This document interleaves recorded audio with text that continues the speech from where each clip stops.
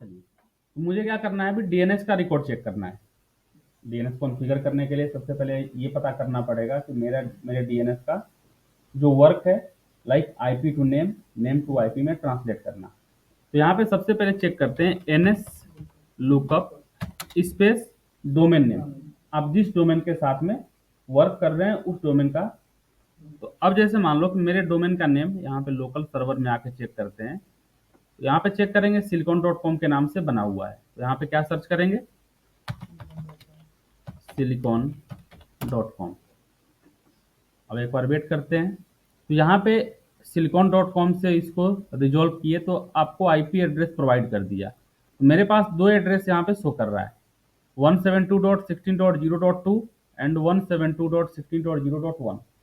तो 172.16.0.1 is your primary DNS address and this one is alternate address। जो आपके पास ADC पे एड्रेस है और 2 है, और जो आपके पीडीसी पे एड्रेस है वो 1 है। अब सेम आप यहाँ पे रिवर्स कंडीशन यूज कीजिए। यहाँ पे आईपी असाइन करते हैं। इसको अगर आप ट्रांसलेट कर रहे हैं then time out and there is no response if I am searching 172.16.0.1। तो ये ट्रांसलेट नहीं कर रहा है। इट मीन्स कि यहाँ पे अगर आप नेम के थ्रू ट्रांसलेट हो रहा है, इट मीन्स कि मेरा फॉरवर्ड लुकअप जोन वर्क कर रहा है, लेकिन रिवर्स लुकअप जोन वर्क नहीं कर रहा है। तो अगर जो डीएनएस में जोन की बात करते हैं तो नॉर्मली दो जोन मोस्टली वर्क करेगा, फॉरवर्ड लुकअप जोन और reverse lookup zone. Forward lookup zone is use to translate your name to IP, while reverse lookup zone is used to translate your name IP to name। ठीक है, यहाँ पे मुझे क्या configure करना पड़ेगा, अपना reverse lookup zone. By default किसी भी सर्वर के अंदर आप एडीडीएस या डोमेन कॉन्फ़िगर करते हैं तो वहां पे automatic forward lookup zone create हो जाता है। जैसे यहाँ पे आप चेक कीजिए, सर्वर मैनेजर में आते हैं, देन टूल्स, और टूल्स के अंदर आपको डीएनएस यहाँ पे एडेड है। यहाँ पे चेक करते हैं डीएनएस। डीएनएस के अंदर forward lookup zone, reverse lookup zone, trust point and conditional forwarder. I want to check forward lookup zone first. तो you can see forward lookup zone is created automatically by default. इसमें आप search करते हैं, यहाँ पे proper सारे record बने हुए हैं, आपको रिकॉर्ड भी बनाने की जरूरत नहीं है। बट अगर आप रिवर्स लुकअप जोन में क्रिएट करते हैं so there is no zone created by default. तो you have to create reverse lookup zone. अगर आपको ट्रांसलेशन प्रॉपर चाहिए तो आपको रिवर्स लुकअप जोन यहाँ पे कॉन्फ़िगर करना होता है। तो इंटरव्यूअर ये चीज पूछ सकता है कि जैसे मान लो कि फॉरवर्ड लुकअप जोन आपका ऑटोमेटिक क्यों क्रिएट होता है, रीजन। अगर मेरे पास में कोई भी ट्रांसलेशन नहीं होगा तो फिर मेरा एडीडीएस प्रॉपर वर्क नहीं करेगा। तो उसमें अगर आप यूजर की इंफॉर्मेशन सर्च करते हैं इसलिए वहां पे फॉरवर्ड लुकअप जोन क्या होता है, ऑटोमेटिक क्रिएट हो जाता है। अब हम आते हैं थियरी पे। So what is DNS? DNS domain name system is a system that translates human readable domain name like www.google.com into machine readable IP address। तो मशीन को रीड करने के लिए बाइनरी चाहिए, ह्यूमन को रीड करने के लिए ह्यूमन रीडेबल फॉर्मेट चाहिए होता है। क्लियर है? जैसे मान लो कि मुझे क्या करना है, यहाँ पे गूगल सर्च करना है। For example I want to search google.com, या आप कुछ भी गूगल पे सर्च कीजिए। यहाँ पे हम सर्च करते हैं google.com। अब ये google.com आप सर्च कर रहे हैं, ये आपको पता है कि मैंने GOOGLE लिखा हुआ है, बट एक्चुअल में जो सर्वर वर्क करेगा, server doesn't understand what is Google. खुद गूगल को भी नहीं पता है कि ये गूगल क्या है। उसके सर्वर में अगर आप जाते हैं, reason any computer doesn't notice और understand about human readable format like alphabet format. Alphabet को रीड ही नहीं कर पाएगा। तो इट मीन्स कि यहाँ पे जो मेरे पास क्वेरी आ रही है वो अल्फाबेट मुझे शो कर रहा है, एक्चुअल में जो बैकग्राउंड में वर्क हुआ उसमें सबसे पहले मेरा नाम क्या हुआ होगा, लाइक आपके पास में अगर कोई पीसी है तो ये आपका यहाँ पे कंप्यूटर हो गया, फॉर एग्जांपल ये आपका कंप्यूटर है और ये गूगल का सर्वर है। अब यहाँ से आपने सर्च किया तो ये सबसे पहले क्वेरी कहाँ पे गई होगी, गूगल के पास।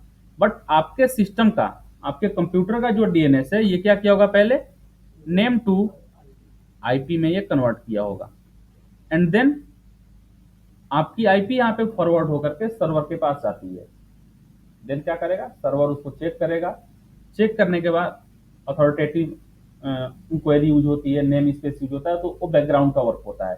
फिर ये क्या करता है, यहाँ से आपको क्वेरी रिस्पॉन्ड करता है। You receive reply query from server by using reverse lookup zone, क्योंकि यहाँ पे अब क्या करना है, दोबारा से ये ट्रांसलेट होगा आईपी टू। तो ये जो फंक्शन होता है ये वर्क करता है डीएनएस के थ्रू। तो यहाँ पे हम डीएनएस के थ्रू वर्क कर रहे हैं। तो यहाँ पे तो डीएनएस क्या कर रहा है, ट्रांसलेट कर रहा है ह्यूमन रीडेबल फॉर्मेट को आईपी एड्रेस में, मशीन रीडेबल फॉर्मेट में, एंड दोबारा से अगेन मशीन रीडेबल फॉर्मेट से IP address, enabling computer to locate and communicate with each other on internet. Internet पे मल्टीपल डिवाइस या मल्टीपल कंप्यूटर को एक दूसरे के साथ में कम्युनिकेट करने में ये हेल्प करता है। लाइक अगर आपसे हम बोल दें कि भाई आपके पास 10 सर्वर को डेली पिंग करना है, आपके पास 10 सर्वर है, 10 को पिंग करना है, इट मीन्स कि अगर आपके पास डीएनएस नहीं होता तो उस कंडीशन में उस सर्वर से पिंग करने के लिए मेरे पास आईपी एड्रेस होना चाहिए। I should have IP address of particular server, ठीक है। बट क्या आपको याद रहेगा कि उस पर्टिकुलर सर्वर का आईपी एड्रेस क्या है? हो सकता है कि डीएचसीपी वहां पे यूज हो रहा हो, उसका आईपी एड्रेस एक टाइम के बाद चेंज हो रहा हो, एक साल के बाद उसने कोई नया आईपी एड्रेस ऑप्टेन कर लिया, नया आईपी एड्रेस परचेज कर लिया, तो उस कंडीशन में इशू आएगा। लाइक कि आप एक कंपनी स्टार्ट कर रहे हैं, फॉर एग्जाम्पल आप एक कंपनी स्टार्ट कर रहे हैं, आपने क्या किया, सबसे पहले सर्वर बनाने के लिए आपने एक आईपी एड्रेस परचेज कर लिया। आप सर्वर के पास गए, सॉरी आईएसपी के पास गए, आपने अपने सर्वर के लिए एक आईपी एड्रेस परचेज कर लिया। ये कोई भी आईपी एड्रेस हो सकता है, 172.16.0.1 परचेज कर लिए फॉर 1 ईयर, एक साल तक ये काम कर रहा है। अब आपके पास में जो क्लाइंट बन रहे हैं, लाइक आपने 1500 क्लाइंट बना दिए आपके पास सेम आईपी एड्रेस के साथ में, मतलब सेम सर्वर के साथ में, एक साल में आपने 1500 क्लाइंट बना दिए। अब इन 1500 क्लाइंट के पास आपका आईपी एड्रेस है कम्युनिकेट करने के लिए, नेम यहाँ पे नहीं है, फॉर एग्जाम्पल आईपी एड्रेस है, तो इनको आईपी एड्रेस पता हो गया, ये कम्युनिकेट कर रहे हैं। एक साल के बाद आपका आईपी एड्रेस यहाँ पे चेंज होता है और ये आईपी एड्रेस क्या हो गया, चेंज होकर के यहाँ पे 1 की जगह लाइक 100 हो गया। क्या ये आपके जो 1500 क्लाइंट एक साल में बने हुए हैं ये आपसे कम्युनिकेट कर सकते हैं? नहीं कर सकते हैं, क्योंकि आपने क्या, आईपी एड्रेस चेंज कर दिया। अब आपके पास एक सोल्यूशन है, बैठ करके उन 1500 लोगों को आप कॉल करो, ग्रुप बनाओ, जो करना है करो, ठीक है। अरे देखो, अरे नहीं तुम्हारे ऊपर हंस रहा है, ठीक है। अब उसमें क्या करना है कि आप 1500 लोगों को कॉल करो और कॉल करके आपके पास जो नया आईपी एड्रेस है उसके बारे में आपको इन्फॉर्म करना है, उसको बताना पड़ेगा। तो ये आपके लिए कितना बड़ा प्रोसेस हो जाएगा, बहुत बड़ा प्रोसेस। लेकिन अब यहाँ पे हम क्या करते हैं, भाई आईपी एड्रेस में हम रिलाई नहीं करेंगे। I don't want to rely on my IP address, I want to configure a name for this machine. आपने यहाँ पे एक टेक.com के नाम से एक मशीन बना दिया और आपने क्या बोला इन 1500 क्लाइंट को कि भाई आपको अगर कम्युनिकेट करना है तो no need to access through my IP address, आप यहाँ पे इस नेम के थ्रू एक्सेस करेंगे। अब इस सर्वर का आप IP address time to time change कर रहे हैं, आप हर 2 दिन पे चेंज कर रहे हैं, क्या इन क्लाइंट पे कोई इफेक्ट आएगा? नहीं। वो तो भाई आपका पर्सनल काम है कि आप उसके आईपी एड्रेस को हर मिनट में चेंज करो, उससे कोई इशू नहीं है। उस कंप्यूटर के पास एक आईपी एड्रेस अवेलेबल होना चाहिए, मैनुअल आईपी एड्रेस, वो आप असाइन कर रहे हैं। इट मीन्स कि आपका जो डीएनएस का जो पूरा का पूरा काम था, ये काफी इजी हो गया नेम के थ्रू अगर आप काम कर रहे हैं तो। अब इन क्लाइंट को कोई भी इंफॉर्मेशन देने की जरूरत नहीं है। आप एक क्लाइंट जो है डे बाय डे इंक्रीज कर रहे हैं, उससे भी कोई इशू नहीं है। क्लियर हुआ? तो डीएनएस का मेन फायदा ये होता है, लाइक आपकी जो रिलायबिलिटी है उसको आईपी एड्रेस से रिमूव कर दिया, आईपी एड्रेस से हटा दिया। तो आपको आईपी एड्रेस पे ही रिलाई नहीं करना है, आप नेम असाइन कर दो, फिर आईपी एड्रेस पे रिलाई होने का जो चांस है वो खत्म हो जाएगा आपका। Next, there are 4 DNS server involved in loading web page. So whenever you are trying to load any web page, then DNS recursor, name is name server, sorry, root name server TLD, top level, domain name server and authoritative name server, ये 4 concept आपके work करते हैं background में। जो भी हम बात कर रहे थे कि आपको google.com आपने सर्च किया, आपके पास क्वेरी आ जाती है google.com की, बट ये उसके बैकग्राउंड में काम कर रहा होता है। अगर इसमें से कोई भी एक प्रोसेस काम करना बंद कर दे तो आपके पास कोई भी क्वेरी किसी भी सर्वर से नहीं आएगी। क्लियर हुआ? अब इसमें सबसे पहले हम बात करते हैं DNS recursor. DNS recursor is a server design to receive query from client machine. इसका मेन काम क्या है? इसका बस डीएनएस के साथ में जो काम कर रहा है, इसका मेन काम है कि क्लाइंट की कोई भी क्वेरी आ रही है, उस क्वेरी को रिसीव करना, उस क्वेरी को रिसीव करना थ्रू एप्लीकेशन। सर्च करने के लिए आप एप्लीकेशन का ही यूज करेंगे बाय डिफॉल्ट। ऐसे तो है नहीं कि आप मशीन में गए सीएमडी में आप सर्च कर दिए, या तो कोई आप ब्राउजर यूज करेंगे, ठीक है, कोई भी एप्लीकेशन आप यूज करते हैं, सच एज वेब ब्राउजर आप एप्लीकेशन यूज कर रहे हैं। Typically the recursor is then responsible for making additional request in order to satisfy the client DNS query. अब ये क्या करता है कि मान लो आपने सर्च किया google.com, ठीक है, या आपने सर्च किया tech.com, बट tech.com के नाम से कोई भी सर्वर नहीं है, tech.in के नाम से सर्वर है। जो सर्वर का नेम है वो कंपनी ने tech.in के नाम से कॉन्फ़िगर किया हुआ है, बट जनरली आपने tech.com सर्च किया। तो इसका काम क्या होगा कि भाई सबसे पहले ये उस क्वेरी को रिसीव करेगा कि क्लाइंट ने सर्च क्या किया है। क्वेरी इसके पास आ गई tech.com की, बट इसको tech.com तो कहीं मिलेगा नहीं। अब ये क्या करेगा, उसका एडिशनल रेफरेंस क्रिएट करेगा, एडिशनल रेफरेंस को भी सर्च करेगा, बट ये रिस्पॉन्ड नहीं करेगा, क्लाइंट को डायरेक्ट यहां से रिस्पॉन्ड नहीं आएगा। आप इसके पास क्वेरी आई डॉट कॉम के डोमेन से, ठीक है भाई, डॉट कॉम के डोमेन से आ गई, लेकिन डॉट कॉम का डोमेन नहीं है, लेकिन सेम नाम से डॉट इन का डोमेन अवेलेबल है। इट मीन्स कि आपको एक रेफरेंस प्रोवाइड कर दिया। आप कोई भी वेबसाइट पे कुछ भी पढ़ने के लिए आप टेक्निकल पीडीएफ और सर्च करते हैं, आपने देखा और नीचे आपको रेफरेंस प्रोवाइड कर देता है। भाई यहाँ पे अगर ये चीज आपको सेटिस्फाई नहीं कर रहा है तो आपके पास में ये भी रेफरेंस है, आप इस वेबसाइट पे जाके भी सेम चीज सर्च कर सकते हैं। इसका काम समझ में आ गया?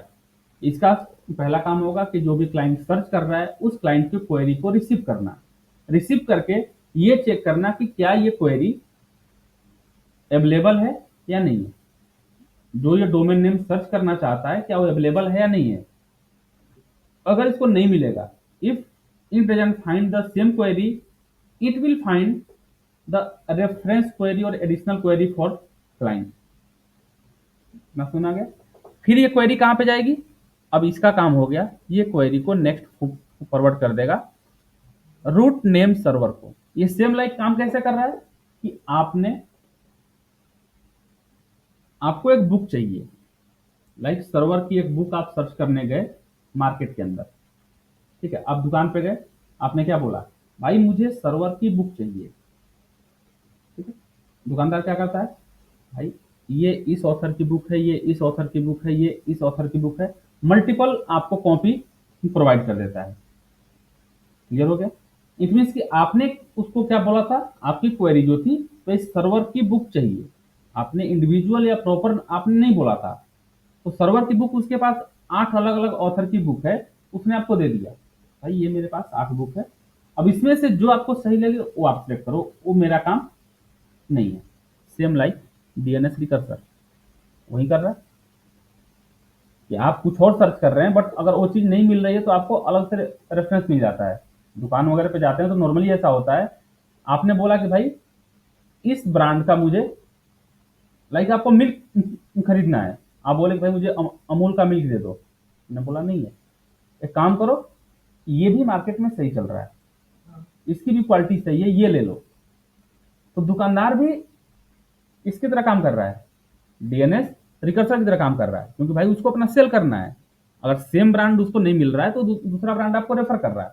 डीएनएस रिकर्सर भी यही काम कर रहा है कि आपने जो सर्च सर्च किया, अगर उसके पास नहीं वो चीज नहीं मिल रही है तो आपको कुछ और रेफर करेगा कि आप इसको चेक करो, अच्छा लगे तो भाई यूज करो, नहीं तो मेरे पास यही है। नेक्स्ट आता है root name server. The root name server is the first step in translating human readable host name into IP address. अब इसके पास क्वेरी आ गई, तो ये क्वेरी कैसे आई, ह्यूमन रीडेबल फॉर्मेट में। अब अगली क्वेरी इसके पास आती है नेम सर्वर के पास, इसका पहला काम होगा कि उस क्वेरी को, जो क्लाइंट की क्वेरी है, उसको ह्यूमन रीडेबल फॉर्मेट से आईपी एड्रेस में ट्रांसलेट कर देना। ट्रांसलेट कर दिया, ट्रांसलेट करने के बाद ये नेक्स्ट पे आएगा TLD name server, top level domain. The top this name server is the next step in the search for a specific IP address. Like आपने बुक बोला था कि भाई मुझे सर्वर की बुक चाहिए, उसने क्या कर दिया, 8 आपको रेफरेंस दे दिया अलग अलग ऑथर की। अब आपने बोला कि नहीं, एक काम करो, मुझे माइक्रोसॉफ्ट की ऑफिशियल बुक चाहिए, वो क्या करेगा, बाकी 7 बुक को हटा देगा, क्योंकि आपने वहां पे पर्टिकुलर बता दिया कि मुझे एक्चुअल में चाहिए क्या। उसने बोला भाई ये काम करो, ये 7 बुक को हटाओ, ये जो एक सिंगल बुक है ये माइक्रोसॉफ्ट की ऑफिशियल बुक है, जो चीज आपको चाहिए थी एक्चुअल में, ये बुक आप ले सकते हो। क्लियर हुआ? तो आपकी क्वेरी को सॉर्ट कर दिया। ये काम होता है टीएलडी नेम सर्वर का। Search for a specific IP address and it host the last portion of A host name. Last portion को चेक करता है, ठीक है, कि आपके पास डॉट कॉम है, डॉट इन आपने सर्च किया है, आपने सर्च क्या किया है एक्चुअल में, तो उसको ये फाइंड करेगा, उसके अकॉर्डिंग आपको पूरा का पूरा इंफॉर्मेशन गैदर करके प्रोवाइड करेगा। नेक्स्ट आता है, अब इसके पास में स्पेसिफिक वेबसाइट मिल चुकी है, आपने सर्च जो किया हुआ था, जो उसके पास में मल्टीपल क्वेरी थी, मल्टीपल वेबसाइट नेम था, आपने प्रॉपर वहां पे असाइन कर दिया कि भाई मुझे ये चीज चाहिए, इसको मिल चुका है। अब ये जाएगा, आपको चेक करेगा, भाई आपने जो क्वेरी सेंड किया हुआ है, जिस मशीन से क्वेरी आई है, एक्चुअल में ये किसको रिवर्स करना है। नेक्स्ट आता है अथॉरिटेटिव नेम सर्वर, नाम में क्लियर किया हुआ है authoritative. The authoritative name server is the last stop in the name server query. ये आपका लास्ट स्टॉप है। If the authoritative name server has access to the requested record, it will return the IP address for the requested host name. अगर आपने जो search किया हुआ है, इसको प्रॉपर वही क्वेरी उसको मिल चुकी है, तो उस क्वेरी क्या करेगा, आईपी एड्रेस के साथ में रिप्लाई कर देगा।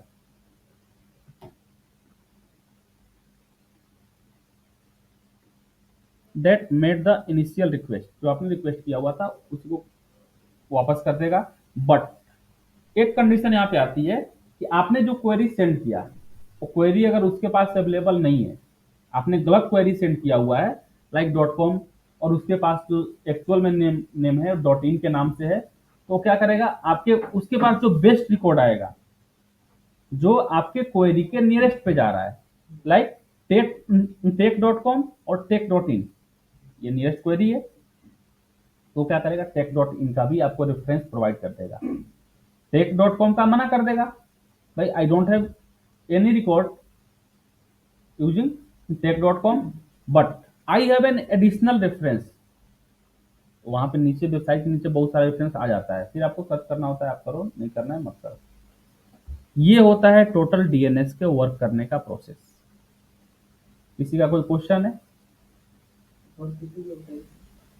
अथॉरिटेटिव में क्या होता है कि आपने जो इधर सर्च किया हुआ था, अगर सेम इंफॉर्मेशन इसके पास में गैदर हो गया है, तो उस इंफॉर्मेशन को क्या करेगा, क्लाइंट को प्रोवाइड कर देगा। अब यहाँ पे एक चीज यहाँ पे हुआ था, ह्यूमन टेबल फॉर्मेट से आईपी एड्रेस में ट्रांसलेट हुआ था, बट ये क्या कर रहा है, it will return the IP address for the requested host name back to the DNS recurser for made the initial request। ये क्या कर रहा है, दोबारा से IP address to host name में आपको ह्यूमन टेबल फॉर्मेट में ये क्वेरी को रिप्लाई करता है। अब इस पूरे प्रोसेस में डीएनएस कैचिंग काम करता है, जिसके बारे में स्टार्टिंग में हम लोग बात किए थे। ये पूरा प्रोसेस होता है, इनके साथ में डीएनएस कैचिंग भी काम करेगा। डीएनएस कैचिंग का एक सिंपल सा काम होता है कि जो भी क्लाइंट रिक्वेस्ट मुझे भेज रहा है उस रिक्वेस्ट को अपने पास में सेव करना for a specific time period और लिमिटेड टाइम पीरियड। एक लिमिटेड टाइम के लिए उस क्वेरी को क्या कर रहा है, स्टोर कर रहा है। It might be possible, it can be 24 hour, 48 hour, 72 hour. तो ये डिपेंड करेगा सर्वर कॉन्फ़िगरेशन पे कि उसमें डीएनएस क्वेरी के लिए टाइम क्या दिया हुआ है। अब ये पूरी क्वेरी आपकी कहाँ स्टोर हो गई, डीएनएस कैच के अंदर। दोबारा से जैसे ही आप फाइंड करते हैं तो ये फिर ये पूरा प्रोसेस रन नहीं करेगा। अगर उस टाइम पीरियड के अंडर में लाइक 72 आवर दिया हुआ है, आपने 72 आवर से पहले कुछ भी यहाँ पे सर्च किया, तो आपको क्या करेगा ये, उस डीएनएस कैचिंग में इसका रिकॉर्ड पड़ा हुआ है कि आपने जो पूरा प्रोसेस रन किया हुआ था कि आप जो सर्वर सर्च कर रहे थे उस नाम से मेरे पास सर्वर नहीं था, बट मैंने आपको एक रेफरेंस दिया हुआ था। दोबारा से क्या करेगा वो, सेम वही रेफरेंस आपको प्रोवाइड कर देगा।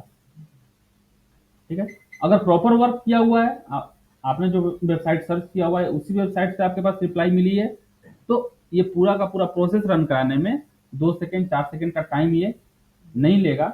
अभी क्या करेगा, उसी क्वेरी को भेज देगा तो भाई ये सेम रिक्वेस्ट मेरे पास में इस सर्वर के थ्रू या इस क्लाइंट मशीन के थ्रू सेम क्वेरी मेरे पास में आई हुई थी। इट मीन कि दोबारा से ये वही सर्च करना चाहता है, क्वेरी आपको दोबारा से भेज देगा। क्लियर हुआ कि डीएनएस कैचिंग जो है आपके पूरे प्रोसेस में वर्क करेगा, लाइक आपके टेम्पोररी डेटा को स्टोर करने के लिए कि आपका टेम्पोररी डेटा स्टोर रहे, जिससे कि दोबारा से ये पूरा प्रोसेस नहीं करना पड़े। क्लियर हुआ, ये आप लोगों को क्लियर हो गया। Next, types of DNS query. जो भी क्वेरी आप सेंड कर रहे हैं, जो भी क्वेरी आप सर्च कर रहे हैं, वो 3 तरह का हो गया। पहला हो गया recursive query.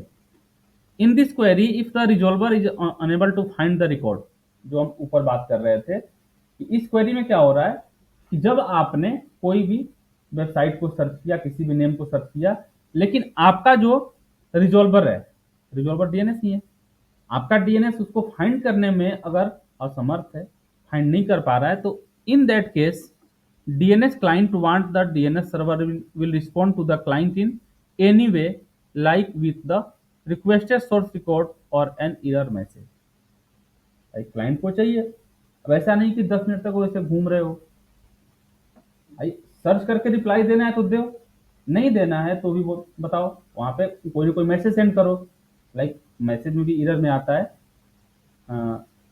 Not reachable, website not reachable, host not reachable, जो भी मैसेज आता है। यहाँ पे इसका काम है कि आपने जो भी रिकॉर्ड फाइंड किया हुआ है उस रिकॉर्ड पे अगर कुछ मिला तो ठीक है, अदरवाइज क्लाइंट को कुछ ना कुछ रिप्लाई करो, अंदर रेफरेंस प्रोवाइड करो।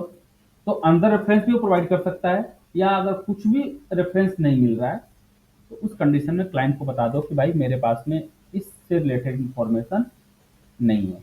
ये काम किसका होता है, रिकर्सिव क्वेरी की। नेक्स्ट आता है iterative query. Iterative query is the query in which DNS client want the best answer possible from the DNS server. इसमें क्या मिलता है, आपको बेस्ट आंसर मिलता है। लाइक आपने google.com सर्च किया, google.com का सर्वर रिस्पॉन्ड नहीं कर रहा है, google.in का सर्वर आपको रिस्पॉन्ड कर रहा है, तो वहां पे बेस्ट आंसर का मतलब क्या हुआ, google.in। अगर आपके पास मेन सर्वर जो आपकी क्वेरी है वो काम नहीं कर रहा है, तो बेस्ट आंसर का मतलब क्या हुआ, उससे रिलेटेड, जो उसके सबसे नियरेस्ट रिलेटेड हो, वही आपका बेस्ट आंसर हुआ। लाइक आपने ऑनलाइन कोई फूड ऑर्डर किया, आप अपना लोकेशन प्रोवाइड कर दिए हैं, तो लोकेशन में एग्जैक्टली आपने नहीं बताया कि भाई थर्ड फ्लोर, हम मेरा फ्लैट नंबर ये है, मेरा फ्लोर नंबर ये है, आपने एग्जैक्ट नहीं बताया हुआ है। वो क्या करेगा कि सबसे नीचे आकर के वो रास्ते पे खड़ा हो गया, फिर वो कॉल करता है, सर बेस्ट आंसर मुझे प्रोवाइड करो। तो बेस्ट आंसर में क्या बताते हो, जो सबसे नियरेस्ट पॉइंट होता है जहां की आप भी पहुंच सको, बेस्ट आंसर यही होगा। अब ये उसको बोलोगे कि भाई एक काम करो, 5 दरवाजा ये है, इसके अंदर आ जाओ, बोला कि भाई तू अपना खाना रख ले, हम जा रहे हैं। ठीक है। तो सेम चीज डीएनएस भी काम कर रहा है। इटरेटिव क्वेरी का काम क्या है कि अगर उसको पॉसिबल सोल्यूशन नहीं मिल रहा है कि जो भी आपने सर्च किया हुआ है उस क्वेरी को फाइंड नहीं कर पा रहा है, तो फिर सबसे नियरेस्ट पॉइंट पे ले जाएगा। भाई ये काम करो, मेरे पास में silicon.com के नाम का कोई भी सर्वर अवेलेबल नहीं है, लेकिन silicon.in के नाम से सर्वर है, क्या ये हो सकता है कि आप जो सर्च करना चाहते हो वही है, तो ये लो, अदरवाइज आप मना कर देना। तो ये कर दिया। नेक्स्ट आता है नॉन रिकर्सिव क्वेरी।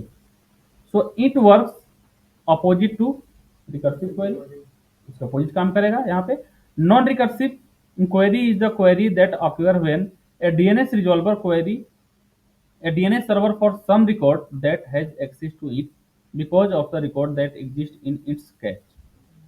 ये ये क्या कर दिया कि रिकर्सिव क्वेरी में जो भी पॉसिबल आंसर था, जो भी बेस्ट आंसर था उसको प्रोवाइड कर दिया।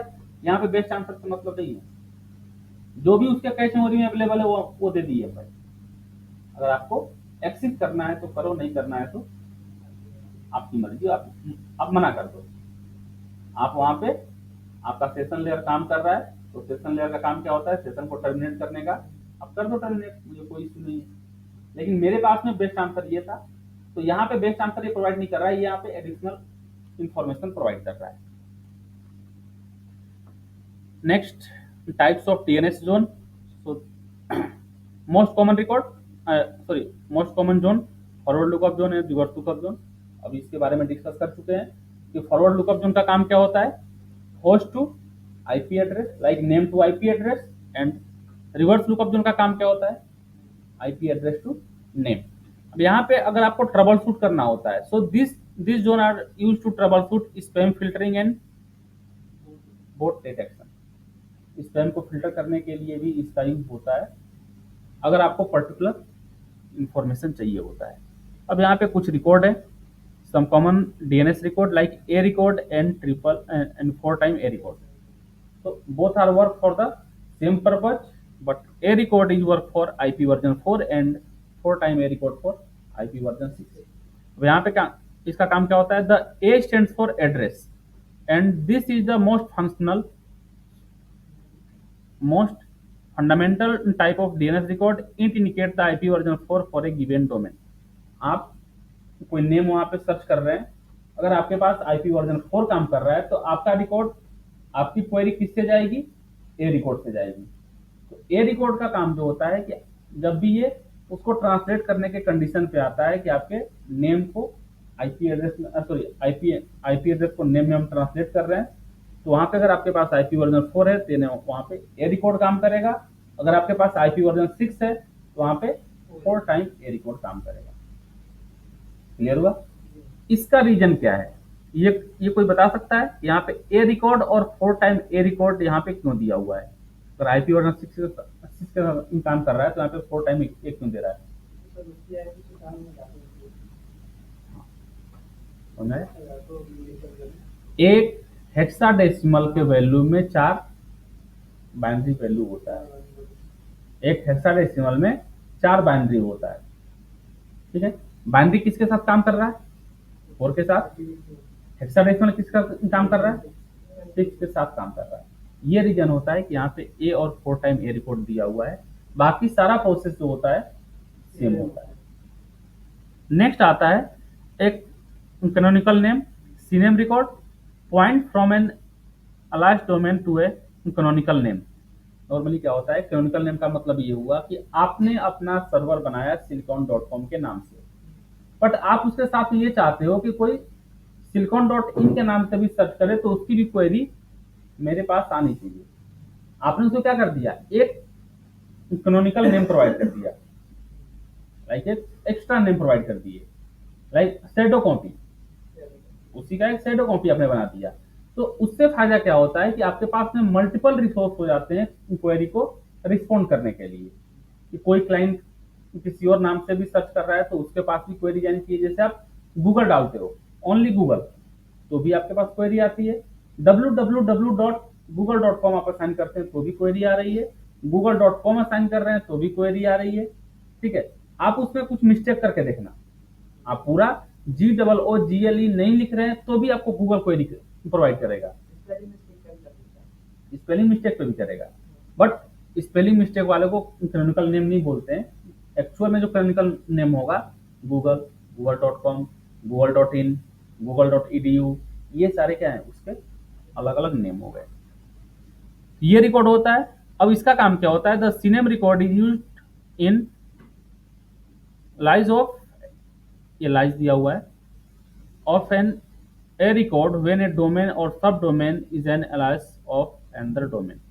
किसी डोमेन का आपने एक सब डोमेन बनाया हुआ है, तो वहां पे आपके पास रिस्पॉन्ड आने के लिए कैनोनिकल नेम या सीनेम रिकॉर्ड वर्क करता है। ये आपको कॉन्फ़िगर करना पड़ेगा।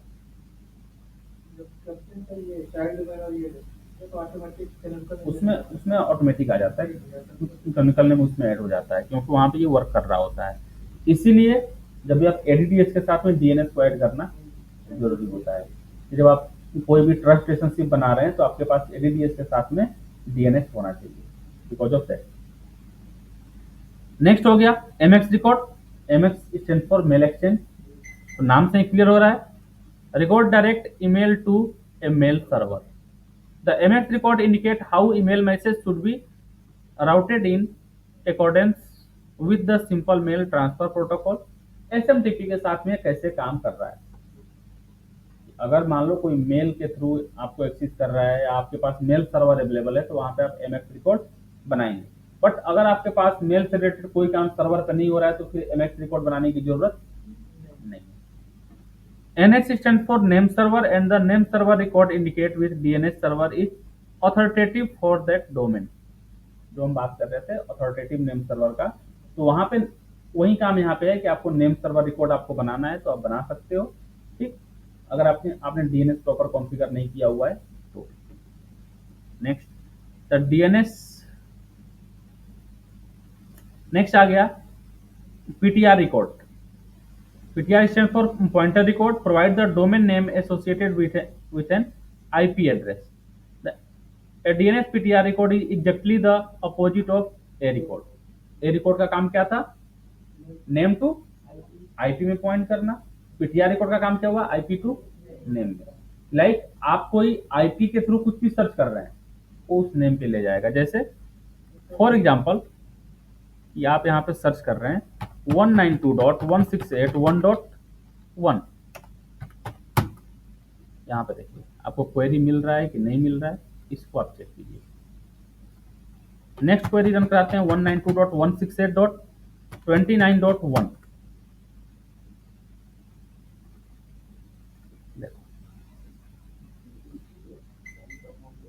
अब ये क्वेरी यहाँ पे क्यों आ गया, क्योंकि आपका जो मेन यहाँ पे जो नेटवर्क काम कर रहा है उस नेटवर्क का नेटवर्क आईडी क्या है 192.168.29.0। तो सामने राउटर लगा हुआ है, जो एक्सेस पॉइंट लगा हुआ है उसका एड्रेस यहाँ पे ये है। एग्जैक्टली जो मेरे पास एड्रेस होगा यहाँ पे आपको चेक करा रहे हैं, आईपी कॉन्फिग, ये आपका नेटवर्क है। इसी एड्रेस को हम सर्च कर रहे थे 192.168.29.1, इसको सर्च किए थे, इसलिए यहाँ पे क्वेरी आ गई। तो एग्जैक्टली यहाँ पे पॉइंट आउट कर रहा है, बट ये जो है this site can't be reach, इसको ये रीच नहीं कर रहा है, यहाँ तक ये नहीं पहुंच पा रहा है। क्लियर हुआ, ये किसके थ्रू होता है, पीटीआर रिकॉर्ड, जो आपके पास में पॉइंटर रिकॉर्ड होता है उसके थ्रू ये वर्क करता है। किसी का कोई क्वेश्चन है?